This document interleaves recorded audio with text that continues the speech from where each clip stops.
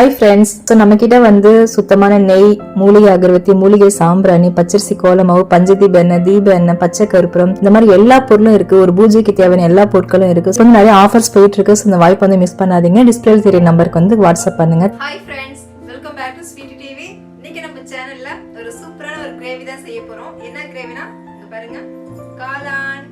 காளான்னாலே ரொம்ப எல்லாருக்கும் விரும்பி சாப்பிடுவாங்க. இப்ப மார்கழி மாசம் நிறைய பேர் வந்து நான்வெஜ் சாப்பிட மாட்டாங்க.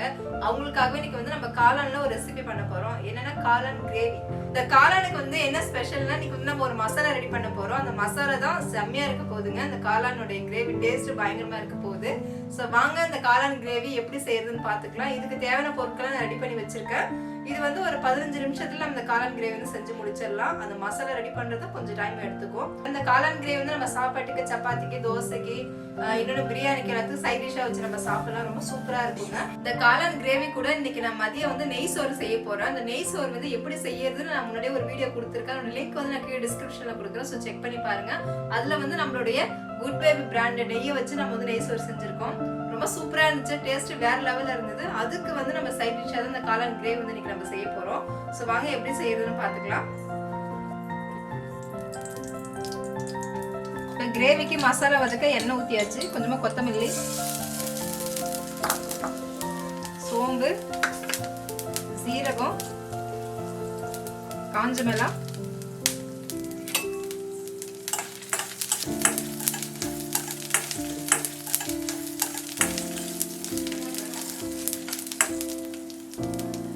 கருவேப்பிலை,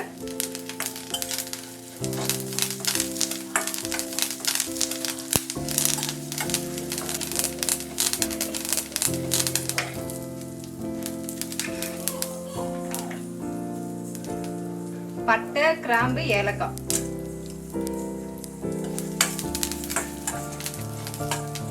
பிரியாணி இலை, தேங்காய்,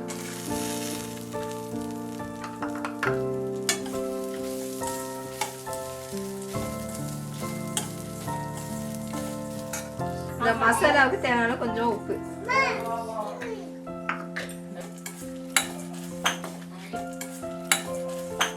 இத வந்து ஆற வச்சுட்டு அரைச்சிக்கலாம்.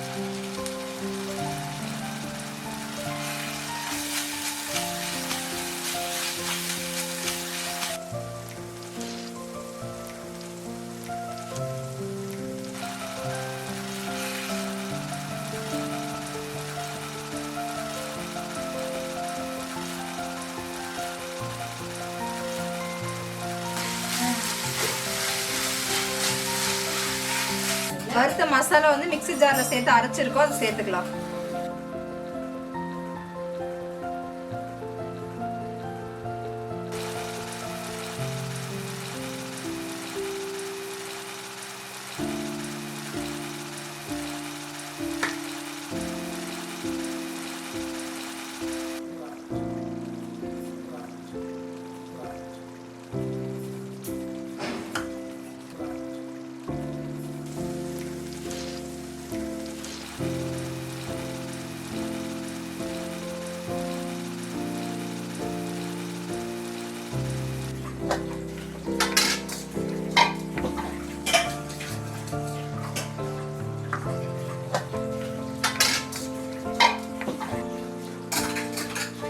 நல்லா வேக வச்சு 4 டைம் அலசின காளான சேர்த்துக்கலாம்.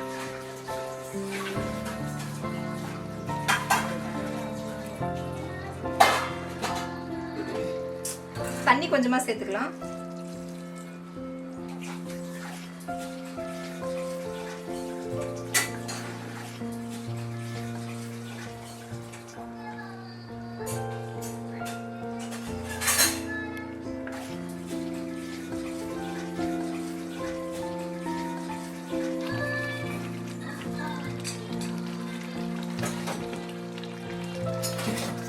கிரேவி வந்து ரெடியா இருக்கு. கொத்தமல்லி தழை சேர்த்துக்கலாம்.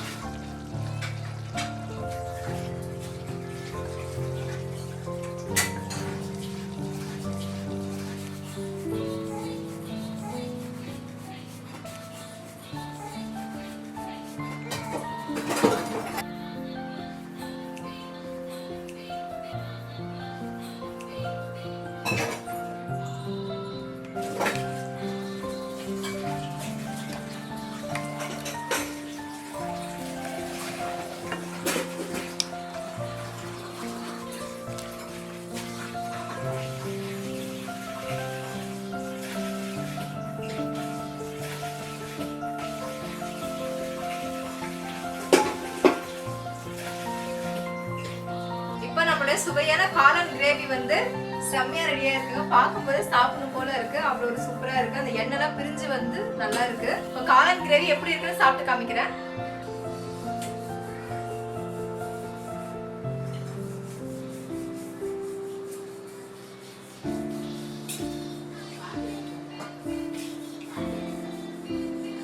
காளான் டேஸ்ட் சொல்லவே வேணாம்.